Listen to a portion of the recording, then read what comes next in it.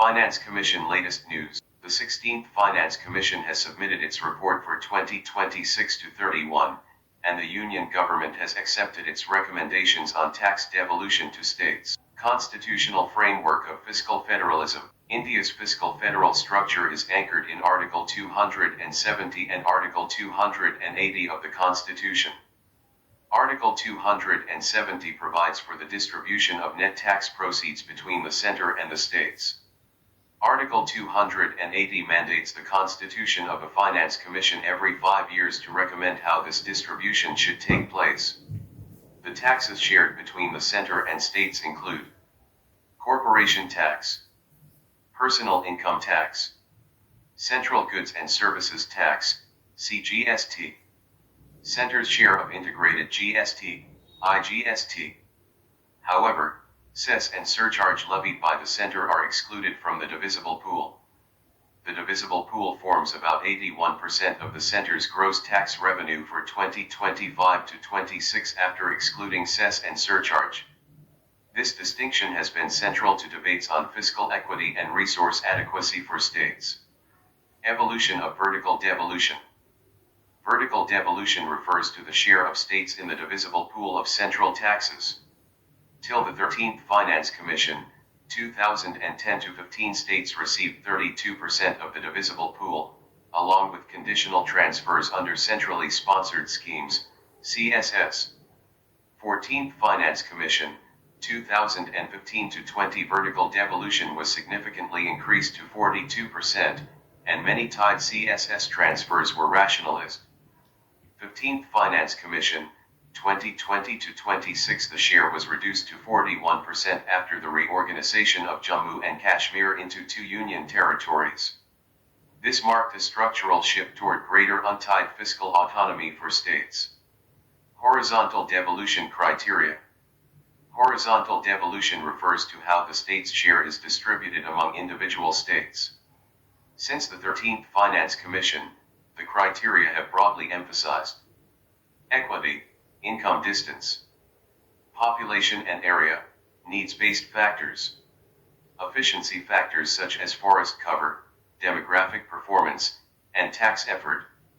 This has led to persistent debates between economically advanced and less developed states. States' key demands before the 16th Finance Commission. Demands on vertical devolution.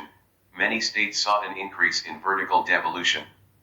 18 states demanded raising the share from 41% to 50%. Some others sought 45 to 48%. Several states demanded inclusion of cess and surcharge in the divisible pool and a cap on their imposition. Demands on horizontal devolution. Many states wanted equity parameters to retain dominance. Some recommend reducing the weight of income distance. Industrialist states such as Maharashtra, Gujarat, Tamil Nadu, Karnataka, and Telangana demanded inclusion of states' contribution to GDP as a criterion. These demands reflected the tension between redistribution and reward for performance. Recommendations of the 16th Finance Commission. On vertical devolution. The Commission rejected the proposal to cap or include cess and surcharge in the divisible pool, stating that under the present constitutional scheme, it is neither permissible nor desirable. These instruments may be required for exigencies. It retained the state's share at 41%, citing 3 reasons. States already receive a substantial share of total tax revenues. Much of union spending under CSS is rooted to the states.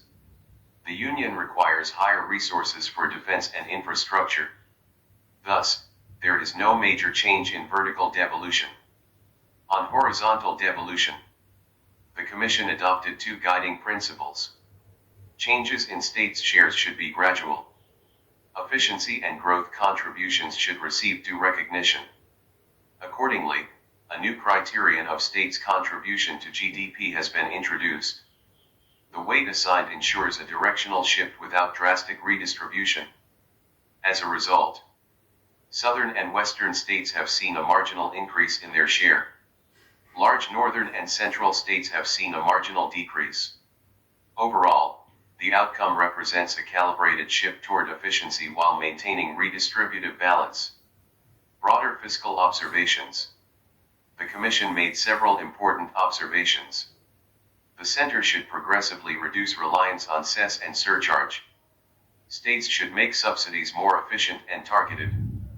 Power sector reforms must be actively pursued.